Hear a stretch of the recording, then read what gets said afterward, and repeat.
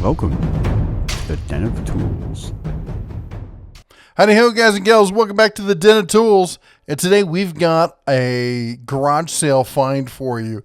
Yeah, we picked up this charbroil grill, 4-burner plus the side burner grill here from a local garage sale for $10. The guy was selling it with the complaint that it had a low flame. Like basically he'd taken a look at it, tried to fix it, and he couldn't figure out what to do. It just wouldn't put out enough heat to cook anything. And so he was ready to get rid of it. As soon as I saw it, I'm like, this is a pretty decent grill. We had a camping grill. We wanted something more of a home grill. And I knew this was a $250 or so grill and that it probably was going to be a pretty easy fix, because the honest truth is there really isn't much to these grills. And what I mean by that is the system that takes the gas from the tank through the regular to the burners is really, really simple. So I enlisted the help of the Cubs here. I knew with a little bit of elbow grease to clean this thing up, just either a simple fix or even some cheap parts, and we'd have a good working, nice looking grill for the house. And I did just that. We took it apart. We looked at the interior. We checked the burners. They were clear. You get checked sometimes for wasp nests or bees nests and such, or twigs or mice or something like that. Nothing like that. So we go down. We look at the manifold underneath. There was nothing obvious there. So the next thing is, let's check this regulator. And that's what it turned out to be. Is at some point, I think the guy who put this together, I'm not sure what he did, but where this regulator meets the manifold, there's supposed to be a gasket in there to help seal it, and there wasn't one. And that, I think the system, the regulator, sensed that there, looked at it as if it was a leak, and then throttled it down so there wasn't a lot of gas coming out, and that was it. So just a simple trip to Amazon and a $9 part, and $10 invested in the grill, plus a little soap and water and cleaning this thing up. And we had essentially a brand new grill ready to go. This thing puts out a ton of heat. It's nice looking. And the camp grill that we had before was great. Loved it. It was honestly a bit much for the missus. It kind of scared her sometimes. It had three 30,000 BTU burners.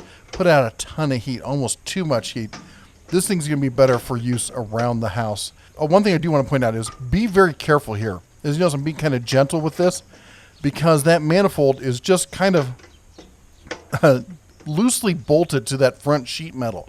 So if you put too much torque on this, you could actually rip that knob and the manifold out of the sheet metal there. So just be careful with that. Anyway, we got the new regulator on there.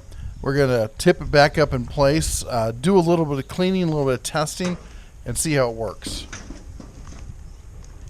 So on these grills, the way the gas manifold works is that the main tube is the one that's the second from the left. That's also where the igniter is. And then everything gets distributed from there. So we're going to start with testing that one to see if we can get it to light. Look at that.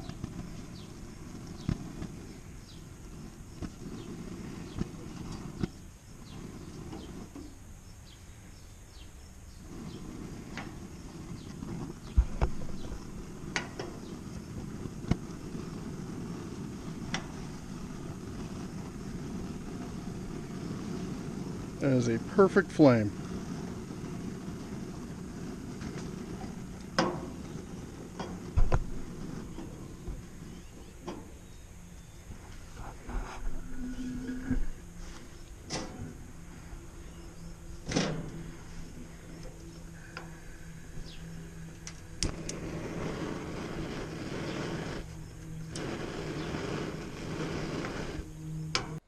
As you can see, 10-minute fix for less than $10. You got to keep an eye out for these grills. The regulators in these things go bad every 2 or 3 years. They're very inexpensive. And then, it's just a case of, getting a little bit elbow grease out there and bringing these things back to life.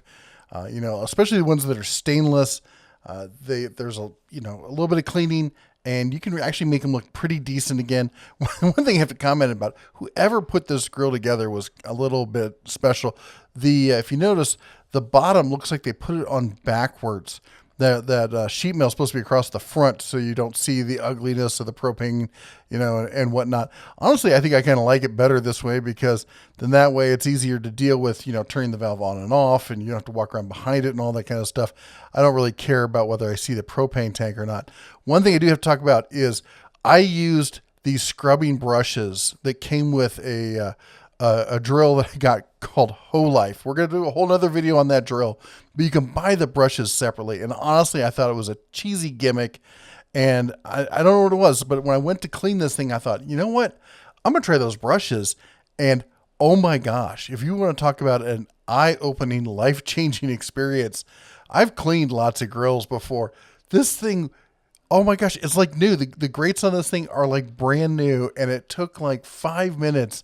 I was astounded. If you can tell, I'm just a little bit excited about this revelation. It's one of those things like, you've had this thing around the house and you haven't really tried it, and you finally try it and you're like, holy cow, this thing actually works. So if you've got a grill or something like that, you got to try these brushes with your drill. It's amazing how well they work.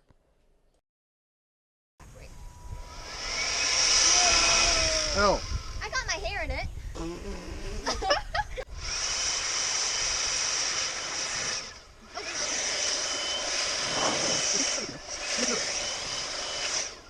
All right, the Cubs did their job. They cleaned it, they dried it. We're doing a last burn in here. I took it up to 650 degrees to kind of sterilize the interior. The other thing we're going to do is season the cast iron grill on here. Just put some olive oil, other light oil on it. Bring it up to temperature, then bring it back down. Do it 2 or 3 cycles. It's just like seasoning a cast iron pan, and that'll keep your meat and such from sticking to it. And of course, the Labrador sitting here, she's like, I can smell the grill. Where are the burgers? Anyway, that's all we got for you today. Remember, fix stuff, reuse it, don't just throw it away. And until next time, you take care, God bless, and as always, shine on.